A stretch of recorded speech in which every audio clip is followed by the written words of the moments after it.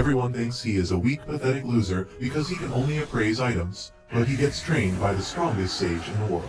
Ein is a useless loser who serves as the luggage carrier for two adventurers. While the playboy swordsman and the TikTok thought wizard fight a giant monster rat, he just stays behind and waits for his chance. The adventurers finish the rat soon, and then tell Ein that it is his turn to find something valuable in the corpse. They treat him like because of his job class appraiser, and Ein can't even complain because he knows that they are right. In his world, a child is given a job class by the goddess of light at the birth, while the goddess of darkness gives them a skill. The skill can be evolved after hard work and experience, but the job class never changes. At the top of the list, there are the rare jobs like strategists and generals that only a few people get. Below them are the high common jobs that are mostly suited for combat, and at the bottom of the pyramid are the low common jobs like Ein's appraiser job. He thought he could make a fortune for himself by finding treasure during adventures, but he is just the lackey to the two adventurers now. He appraises the monster rat's body and learns that it is F rank, but its teeth are of D rank. He tries pulling them out, but he doesn't even lift, so he has no strength in his arms.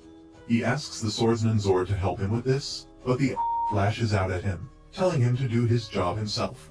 He says that it is Ein's job to search the garbage for valuables, and if he can't do even that, he should not be in their party.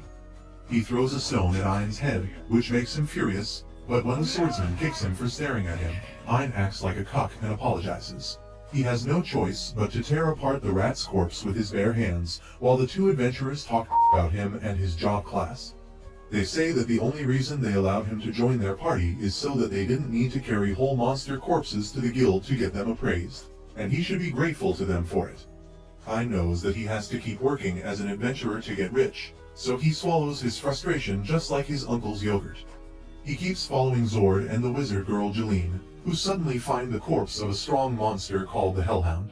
They think it is their lucky day because Hellhound parts can sell for a lot, and tell Ein to get to work immediately.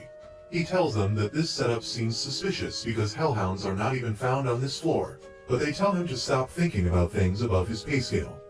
They push him to the corpse, and while he is dismantling it, they spot another corpse at a distance. They eagerly tell Ein to appraise it and take all the valuable parts from its body too. However, Ein panics because according to the map given to them by the guild, this section isn't safe. He tries to convince the swordsman that he is getting bad vibes about this whole deal, but the douchebag tells him to stop being a pussy if he wants to keep his job. He threatens to fire him without any pay if he quits now, and Ein has no choice but to follow him. Soon, they reach another part of the dungeon and Hellhound corpses are just scattered around in front of them. Zord and Jeline think they walked in on a treasure trove, but only Ein realizes that they walked into a trap. He asks them to think about the situation carefully, because if it was an adventurer who killed these Hellhounds, they would have taken the valuable materials already. Unfortunately, the small dick energy Zord can't understand logic, and he tells Ein to shut up. Suddenly, Ein points towards a horde of Hellhounds coming towards them, and everyone freezes because of fear. Ein sees the blood on the jaws of the Hellhounds and realizes that the dead Hellhounds were victims of a gang war. The two adventurers shit their pants because they can't even defeat a single Hellhound, and they can't even outrun them. Zord suddenly gets an idea and tells Jeline that they should use Ein as a decoy. Ein panics on hearing this, but he can't defend himself as attacks him with a paralyzing spell. Ein falls to the ground, unable to move a muscle, and the two assholes run away after taunting the Hellhounds. Ein is completely delirious now, but as the Hellhounds bite him, the pain brings him back to his senses and breaks the paralysis. He uses a rock to get the Hellhounds away from him, and then throws the food inside his bag at them to keep them busy.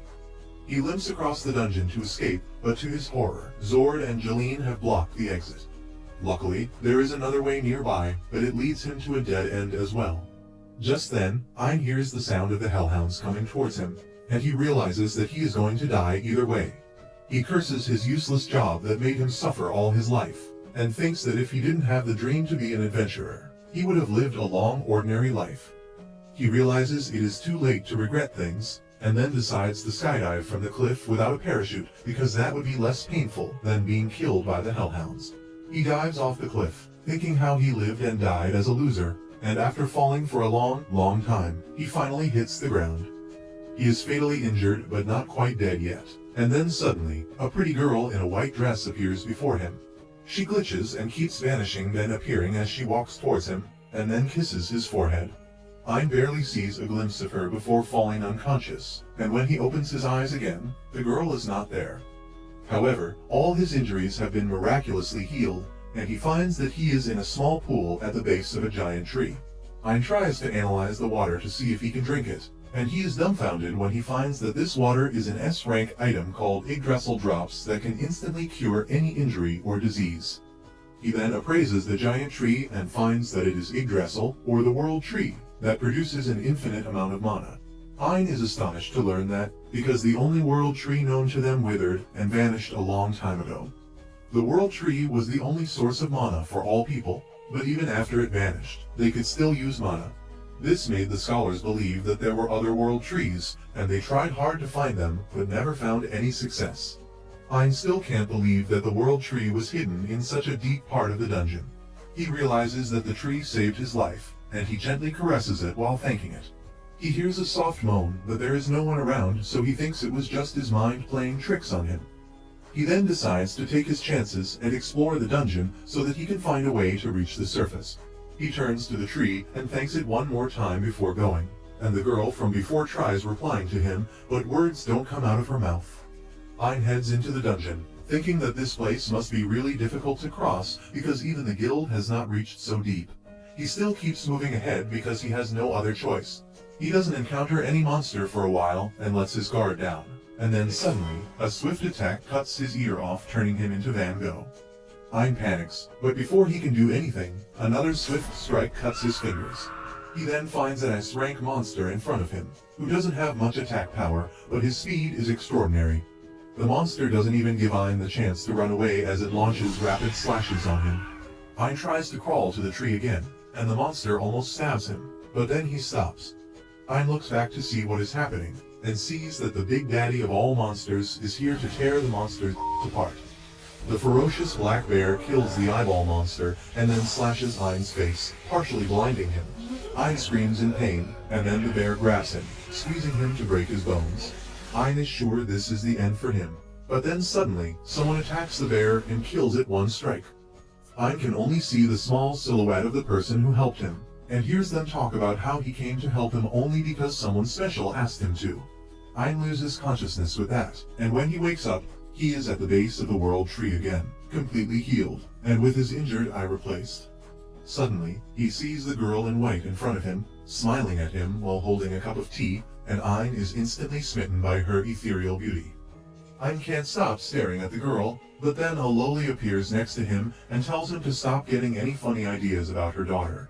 Ein doesn't even understand what is happening and why this loli, who is flatter than my career graph, is calling the girl her daughter.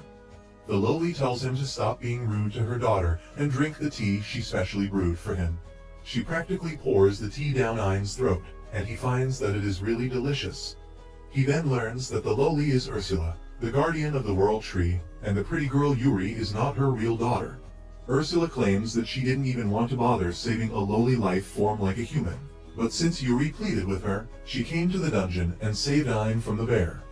Ein is still stuck up on the part about Ursula being the guardian of the world tree, and she explains that there are 9 world trees in the world, and they have a guardian who looks after them and protects them from dangers. She then drops the bomb on Ein by telling him that Yuri is not a human, but the spirit of the world tree itself, and since Ursula has watched over her from the beginning, Yuri considers her as her mother. Ein remarks that Yuri is really pretty, and Ursula is not happy that he is hitting on her daughter. She threatens to gouge out his eye that she worked really hard on, and that reminds Ein that he was injured and blinded by the bear. Ursula tells him that the drops from the world tree healed him, but they couldn't repair his eye. However, Yuri wanted him to be able to see again and become even stronger, so Ursula created a special eye from him using the parts of the world tree itself. Ein is shocked to hear this and asks Yuri why she worries so much about him. She tells him that it is because he was kind enough to thank her, and Ursula elaborates on what she means. Even before Ein, other adventurers have fallen here, and though Yuri saved them all, none of them thanked her. Instead, some of them tore her branches after learning she was the world tree. That is why she considers the bare minimum kindness that Ein gave her as a great deal. Ein thanks her for saving his life twice, and Yuri starts blushing. Ursula interrupts their moment and tells Ein to get out of their house now that he is healthy. But Yuri says that he will be in serious danger if he goes like this. She asks Ursula to help him, and even starts crying. Ursula can't say no to her like this, so she decides to train Ein until he becomes strong enough to leave the dungeon on his own. Ursula immediately takes him into the dungeon, and Ein begins thinking that he won't survive the training. She takes him to a dark corridor and tells him to look ahead. Ein says that this place is darker than his future, and Ursula calls him a moron. She tells him that his left eye has the power of the world tree, and if he just focuses, he will be able to see more. Ein focuses on his left eye while thinking about Yuri, and then suddenly, he is able to see everything as clear as day. Ursula is pleased by this, and then throws a stone at a sleeping eyeball monster. The monster wakes up and starts rampaging around the room, and Ursula tells Ein that his first lesson is to dodge all the attacks from the monster using his appraisal skill. Ein tells her that the appraisal skill doesn't work like that, but Ursula is fed up with this idiot who gives up before even trying. She tells him that his spirit eye can use the appraisal skill differently, and he tries it on the eyeball monster and finds that it is going to target his right ear next. Ein is happy that he can read the movement of the monster, but that doesn't help him because the monster still reaches his ear and slashes it off. Ursula immediately puts up a barrier around them, and then heals Ein's ear with a world tree drops, telling him that she is going to heal him no matter how injured he is, which means there is no way he is going to leave the training incomplete. She removes the barrier, and the eyeball monster attacks him again. Ein reads that it is going to attack his left leg, and then uses the appraise skill again to figure out the exact timing. Thanks to that, he dodges the attack, but as he excitedly tells Ursula about it, the monster attacks him from behind.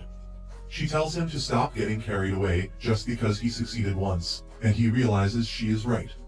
He trains to dodge the monster's attack for 1 whole week, and now he can analyze the location and the timing of the attack at the same time.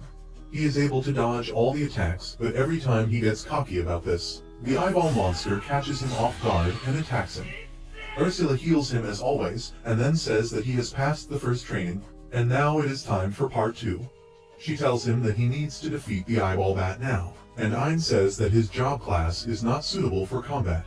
Ursula tells him to stop being a whiny bitch, and then gives him a branch of the world tree that Yuri snapped herself so that he can use it as a weapon.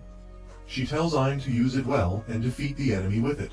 Ein takes up the challenge, thinking that since he can predict the movement of the monster now, he can easily strike it down. However, he finds that his swings are not fast enough to hit the bat monster. He asks Ursula to give him some tips, and she tells him to figure it out using the spirit eye. Ein decides to focus fully on the trajectory of the monster, and then suddenly, he is able to use an advanced version of his appraisal skill. When he uses the super appraise skill, he can see the trajectory of the monster in slow motion. He uses this chance to land a counterattack, and with just one hit, he smashes the monster into the ground. Ein is amazed by how strong he is now, but Ursula gives him a karate chop to the head and tells him to stop being overconfident with just this. She gives him his next task, which is to defeat all the eyeball bat monsters on this floor, and Ein manages to do it sooner than Ursula expected. She tells him that it is time for his next lesson now, and that involves appraising the abilities of the eyeball monster and making them his own. Ein says that it's not even possible, but Ursula tells him that it is impossible for humans, but with the spirit eye, he can do it. Ein decides to try it, and after staring at the monster for a while, he suddenly obtains its super acceleration skill. His head feels like bursting because of all the new information, and then Ursula tells him to try the skill. Ein takes a crouching start and then runs like my dad after my birth, but his muscles rip apart because they are not meant to handle that level of stress. He falls to the ground, and Ursula heals him with the world tree drops. She tells him to keep running till he drops, and she will heal him. His muscles will become stronger each time, and by doing this hundreds of times, he will have a body that can endure anything. After a few days, his body becomes much stronger, and for his next lesson, Ursula tells him that she will let him appraise her skills, even though she really doesn't want to. Ein asks her about the skill, and Ursula hits him with a fireball without warning. She tells him that the ability she is teaching him is to cast magic without chanting spells, and tells him to appraise her ability in the short time she shoots a fireball at him. Ein can't do it and gets roasted medium well instead, so Ursula just heals him and then shoots him again. After a while, Ein learns how to cast fireballs without chanting a spell, but he collapses quickly because he doesn't have enough mana. Luckily, the world tree drops from Yuri refill his mana quickly and even increase his mana capacity. Ein keeps up at his training for about half a month, and he is able to cast hundreds of fireballs at once and also use intermediate magic. Ursula tells him that he is finally strong enough to explore the dungeon on his own, but before that, she wants to conduct a final test. She takes him to fight a death bear, and Ein gets nervous because of his past trauma. Ursula tells him to be more confident because he has trained hard to become strong, and then pushes him in front of the bear. Ein shoots it with fireballs, but he is a stormtrooper at heart, and none of his attacks hit. Luckily, the smoke acts as a distraction, and Ein uses the super speed skill to reach behind the bear. It tries attacking him, but Ein uses the super appraisal skill to see things in slow motion, and then shoots a powerful wind spell at the bear. He then shoots fireballs at the bear without stopping, hitting some and missing some, but in the end, he manages to knock down the S-rank monster. He then appraises the death bear's abilities and absorbs the S+ rank skill Steel Cutter that gives extraordinary durability and piercing power to his attacks. While he is recovering from the headache after absorbing the skill, Ursula tells him that he has completed his training, and now he is ready to climb up the dungeon by himself. She then takes him back to the World Tree, and tells him to be grateful because she is going to give him a final gift before he goes. The gift is the remaining spirit core of the World Tree, and Ein says that he can't take it because it is really valuable.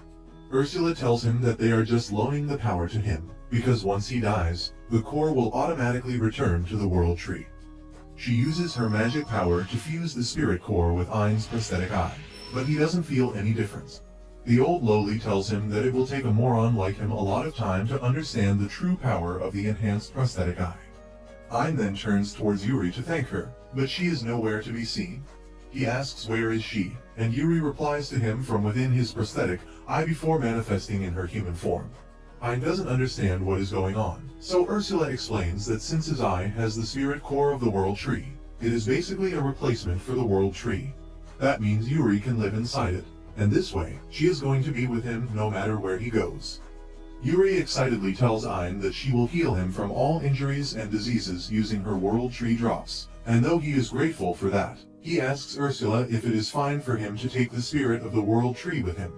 Ursula dropkicks him because she doesn't want to send Yuri with some random human, but she also wants the girl to explore the world and make some good friends. That is why she has decided to entrust her to Ein, because even though he is an idiot, he is a good person. Ein swears that he will take good care of Yuri, and Ursula tells him that he better do that. She then creates a glowing tattoo on his hand, which is the infinite storage spell. After that, she pulls out a spirit sword she created from the raw materials Yuri gave her and tells Ein to put it in his storage. Before he can do that, Ursula stabs his normal and then makes him swallow a magic stone so that it can replace his injured eye. Ein asks her what the hell did she just do, and she explains that his right eye is now replaced with a sage stone that will link their minds. Using that, they can communicate with each other anytime, and Ursula can watch everything Ein is seeing. She tells him that if she finds him getting too close to her daughter or beating it to her, she will find him and kill him. After that, Ein asks Yuri if she has any special plans once they reach the surface, and she says that she wants to meet her sisters. Ursula explains that originally there was just one giant world tree, but it got separated into 9 parts, and Yuri is just one of them. The rest of the world trees are her sisters, and Ein promises that they will travel all over the world to meet them. With that, he finally starts his journey, and Ursula keeps telling him about which route to take and which monsters he will face. Ein finds that defeating S-rank monsters is much easier now, and he doesn't even get a headache on absorbing their abilities because Yuri heals it instantly. Soon, he reaches the boss room, and Ursula tells him that unless he defeats the boss, the path to other floors won't open. Ein is not sure about it because the boss monster is going to be much stronger than anything else he has faced. But Yuri and Ursula tell him to have faith in himself. Motivated by their words, Ein enters the boss room and finds the dungeon core in front of him. Suddenly, a summoning circle appears on the ground, and from that emerges a giant stone golem. Ein tells Yuri to get back inside his eye, and then rushes towards the golem. He avoids the first attack easily, but then the golem throws a powerful punch at him. Ein uses another one of his acquired skills to turn his hands as hard as steel, but the effect of the punch rips apart his leg muscles. Yuri heals him on the spot, and then he uses the dissolving poison skill he got from killing a giant snake to melt the golem's hand. That makes the golem really furious, and it begins to recklessly attack Ein, who somehow escapes from its rampage and hides behind some rocks. He realizes that he can't get close to the golem now, but then Ursula tells him to use the ultimate spell she taught him because he has enough mana for that now. Ein decides to act on her advice and immediately uses the ultimate magic Nova Strike on the golem, hitting it with the power of a meteorite and melting its body. He can't believe that he can do this now, and then Yuri comes outside his body and starts healing him. Ein holds her hands as he thanks her, and Yuri starts blushing. That doesn't sit well with Ursula, who tells him to focus on appraising the golem's remains. Ein appraises the golem's body and gets some high-level defensive and offensive abilities. Ursula tells him that he can also appraise the dungeon core, and Ein is not certain if that will be safe. Just then, Ursula teleports near him and appraises the dungeon core for him. She finds that it is similar to the spirit core of the World Tree, and uses it to strengthen Ein's prosthetic eye. She tells him that he can defeat more dungeon bosses and use the core to improve the power of his spirit eye, and that will make him even stronger. With that, the three of them exit the boss room, and the doors close after them. Ursula says that since the dungeon core has vanished, the dungeon is effectively sealed off now. That means the path to the World Tree has been shut down, and even the hole through with Ein fell must have been sealed. She says that now no one can reach the World Tree, and that means she doesn't have to stay behind to protect it. She decides to come along with Yuri and Ein, and soon they reach the surface. Meanwhile, in a bar in the city, the swordsman Zord is out drinking with some fellow adventurers. He tells them the story of how his party was surrounded by hellhounds in the dungeon, and they didn't think they would make it out alive. But then he twists the facts and says that it was Ein who decided to sacrifice himself to save others. He begins acting like he is deeply grateful to Ein to get some sympathy from other adventurers. But as he sees Ein standing behind him, he spits out his drink. Zord asks him how the hell is he still alive, and when Ein tells him that he simply defeated the monsters, he refuses to believe that. The other adventurers tell Zord that he should be happy because his savior is alive, but Ein tells them that he was lying just now. He reveals that Zord and Jeline paralyzed him with magic and left him to die at the hands of the monsters. This makes all the adventurers furious, and they start throwing anything they can grab at Zord. However, Ein stops them, because despite everything, Zord was the only person who took him in his party. He thanks the asshole for everything and then walks away, surprising everyone in the inn because his personality has done a 180. After that, Ein, Yuri, and Ursula begin to explore different dungeons, defeating the boss monsters and absorbing the dungeon core. They keep looking for the World Tree inside those dungeons, but even after a couple months, they can't find anything. As they are returning from one such dungeon trip, they hear some screams and immediately rush to the scene to find some monsters attacking a carriage. Ein quickly kills the monsters and absorbs their abilities, while Yuri and Ursula heal the injured soldiers. Ein then goes to check on a pink-haired girl in the carriage, who falls in love with him at first sight, and clings to him, calling him the hero. Ein is confused and embarrassed by this, but then he learns that the girl is Claudia, the third princess of the kingdom, and the man with her is Jasper, the leader of the merchant guild. The princess invites Ein and his group to her palace to thank them, and after that, she gets ready to pounce on him. However, Yuri gets in between them, and declares that she is Ein's wife. Ein is shocked to hear that, but the greater shock comes when Claudia casually says that she is happy to become his second wife. As the two girls fight over that topic, the merchant Jasper comes to Ein and says that he should marry him instead. Ein freaks out at this because he never thought he would be equally attractive to men and women, but Jasper says that he has some special reason for that. He then leads Ein and others to his treasury, explaining that he likes to collect valuable gemstones, and Ein's left eye is a spirit core, the most valuable of them all. Ein is shocked to learn that Jasper has found out his secret, and then the merchant tells him the legend about the original World Tree exhausting all its power to seal the Demon Lord and then vanishing from the earth. He says that he has been looking for its spirit core for years, and now that he has found it, he wants to keep it with him forever. Ein wants to refuse him because he is straighter than a ruler, but Ursula tells him that Jasper has money and also information about the World Tree, so he can use his help to find other World Trees. Ein reluctantly agrees to get close to him, but says that they will only be friends in the beginning. Jasper has no problem with that, and he tells Ein that one day he will surely be a proud member of his harem. If you liked this video, Please consider subscribing and watch the video on your screen next.